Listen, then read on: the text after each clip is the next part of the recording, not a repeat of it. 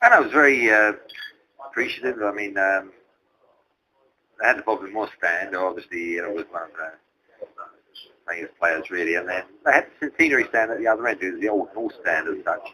And that was the one that came to me this summer to say they wanted to rename after themselves. And obviously, there'd been a lot of great players gone through that they could have approached. And obviously, we had a couple of great managers, Ron Greenwood and John Lyle, over the years that set the West End style of play. So no, I was very grateful to be chosen, and it was a nice occasion. We had a pre-season game against Napoli when they opened it.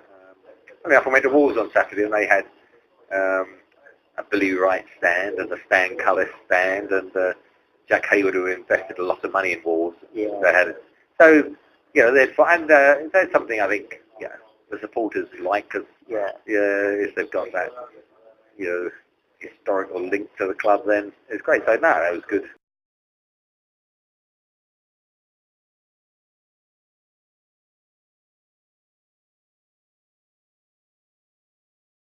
It was twofold, really. I had 3 weeks at the end of the Premier League season where we were trying to catch up Bolton in the relegation issue.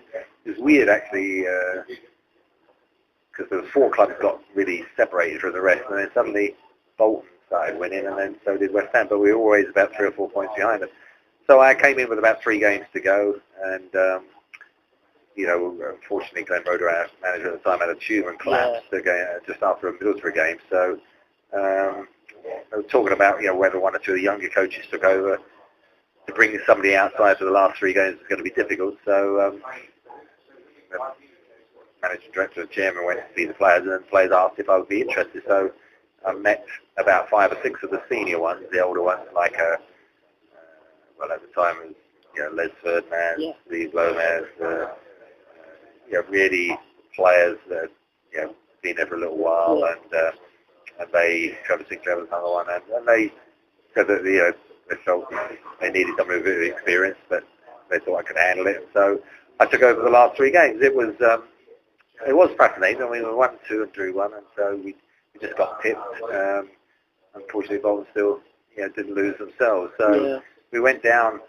Actually, I think it was 2 points with 42 points, which is the biggest point Harry the Premier League ever had somebody get relegated. Not that was a lot of consolation, but the big thing, was just to see, what obsession actually management comes, because your whole life revolves around it. Because by the time I got the job on the Thursday, we were playing Man City on the Sunday, and so you're already focused in trying to look at who we got available, who what the side was, who the choices might be. Then I've looked at a couple of DVDs of Man City, the last couple of games, how they play, and then to try and plan the next couple of weeks. We had to look at what happened on Saturday, and by the time the Saturday games had emerged and we were into our Sunday game, it looked as if we probably had to win that one to even have any chance in the last 2 games. So,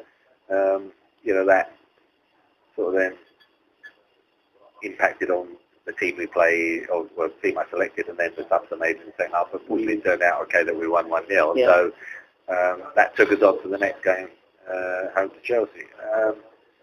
During that time, Paolo Di Canio had been out for a month with gastric trouble, and I managed to persuade him to come back in and train, and he figured in the last couple of games. I had a couple of other issues, a couple of players. One got upset when I took him off, threw his boot around. So that was an interesting tantrum. Well, it was an overseas player. Okay. But the thing is, it's interesting just to see the egos, personalities. I mean, particularly I think, the overseas players do challenge you more. Yeah. In my generation, it was, we were all Brits, really. We wouldn't have even had an overseas player, hardly. Whereas now, probably half the dressing room is. Depends where you are. And then, of course, when we got relegated, we had about 17 players left the club almost out of contract. So when I took over a second time for about 6 weeks, for 11 games, the dressing room was more of a British group, and it was easier because you know how they're going to react, and they're pretty hard working and that, and they've not got strength, personality and egos that perhaps one or two of the Premier League players had at that particular time. So it was fascinating to see the two different scenarios.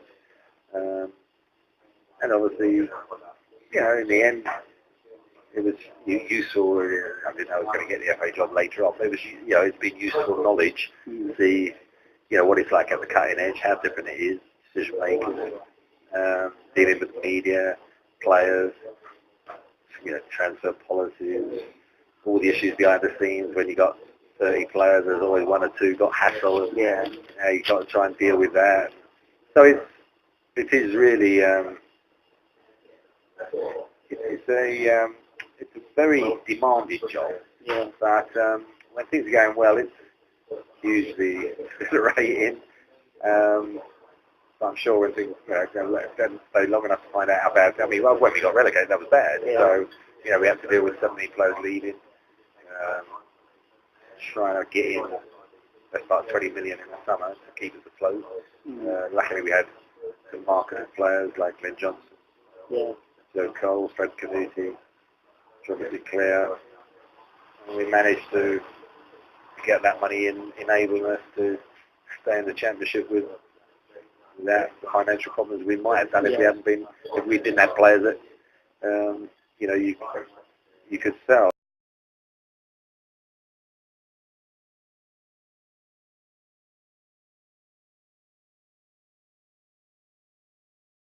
We had a season when we went up, as it happens, and we played Chelsea, and I scored 2 goals. I think we won 3-0 at home. But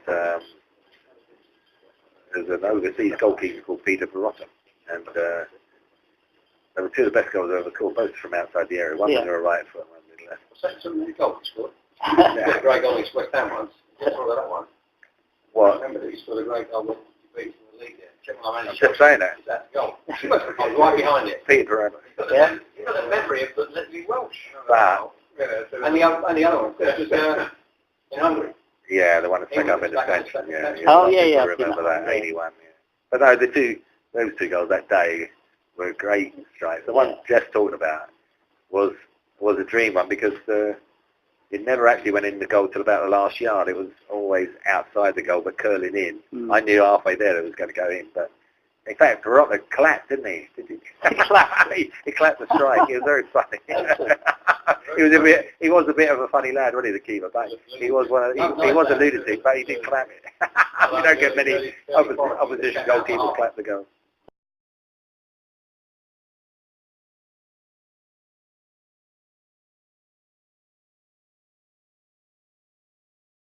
I think, Bob, 2 things really. One, you've got to say, we were very lucky. We had 2 managers. Or I had 2 managers in 19 years, which is unheard of. Really, Ron Greenwood and John Lyle, 2 great coaches. And the important thing, I think, from Bobby's point of view, and he would have been the first to say that Ron was probably, the person who mentored him. He really did look up to Ron, and after a lot of advice, Bobby. When Ron was travelling. And that's when Ron actually, when he became manager of England, he started the succession in place with the Venables, Don Hare, Bobby, and Bobby took the England B, and then he took it on after that. So I saw a lot of Bobby then, and he always admires and respects Ron, who was a coach. So he was the one who he really took a lot of advice from. And then really, I think the other thing to remember about Bobby, Newcastle, Ipswich, England, but he's got to be, I reckon, the most successful English coach to work overseas. He worked in big clubs, in Spain, Portugal, and Holland, where no other English coach has succeeded to the level he has. And so that is, I think, for me, massive testimony and a massive incentive. Look, you can take the challenge of working abroad and succeed in. Even an English coach can convince people.